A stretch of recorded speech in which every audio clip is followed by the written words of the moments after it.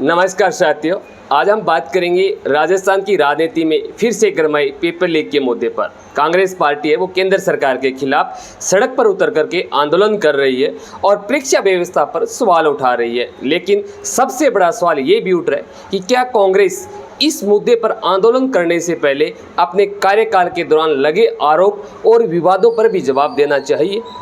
Paper leak का मुद्दा केवल आज का नहीं है। पिछले कई वर्षों से देश में अलग अलग राज्यों में विभिन्न भर्ती परीक्षाएं और प्रवेश परीक्षाओं में पेपर लीक का आरोप लगते रहे। कार्यकाल चाहे किसी का हो, चाहे भाजपा हो या कांग्रेस या कोई भी पार्टी हो, सबका हाल एक समान ही है। सब एक दूसरे पर आरोप लगा करके सबके सब अपना बचाव ढूंढ रहे हैं। हाल ही के दिनों में नीट का पेपर लीक हुआ और विपक्ष लगातार केंद्र सरकार को घेर रहा है। राजस्थान में कांग्रेस ने जयपुर सहित कई स्थानों पर प्रदर्शन किया, लेकिन दूसरी ओर भाजपा और उसके समर्थक कांग्रेस पर पलटवार करते हुए कहते कि राजस्थान में कांग्रेस सरकार के कार्यकाल के दौरान कई भर्ती परीक्षाओं लेकर के विवाद हुए थे। इनमें वरिष्ठ अध्यापक भर्ती परीक्षा, एसआई भर्ती परीक्षा सहित कई मामले हैं जिनमें जांच एजेंसियों ने कार्रवाई की और कई गिरफ्तारियां भी हुई हैं। इन घटनाओं के बाद में सरकार की कार्यप्रणाली पर भी गंभीर सवाल उठे थे।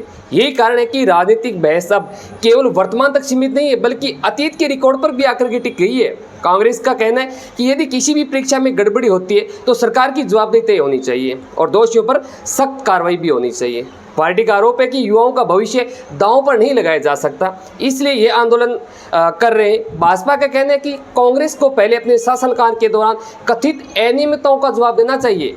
भाजपा नेताओं का आरोप है कि जिन मुद्दों पर कांग्रेस आज सरकार को घेर रही है, उन्हीं मामलों में उनके शासनकाल के दौरान गंभीर विवाद सामने आए थे। ऐसे में सवाल ये भी उठ रहे हैं कि पेपर लीक का मुद्दा केवल राजनीतिक आरोप प्रत्यारोप तक सीमित रह गया जाएगा या फिर सभी दल मिलकर के एक ऐसी व्यवस्था बनाएंगे जिससे भविष्य में लाखों छात्रों का भविष्य सुरक्षित रह सके।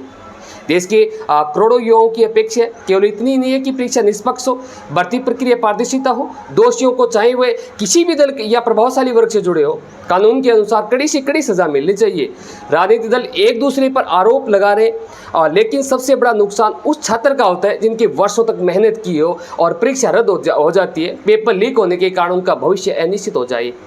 इसलिए यह कहना उचित होगा कि पेपर लीक जैसे गंभीर मुद्दों पर केवल राजनीति नहीं बल्कि जवाबदेही भी जरूरी है। यदि किसी दल ने अपने शासनकाल में गलतियां की है तो उन्हें स्वीकार करके सुधार करना चाहिए।